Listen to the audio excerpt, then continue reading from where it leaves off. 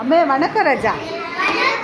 தமிழ் எழுத்துக்களை நிரப்புறீங்களா பார்க்கலாமா? அந்த கோடிட்ட இடங்களை காக்கு அடுத்து என்ன எழுத்து வரும் போடுங்க. சூப்பர்.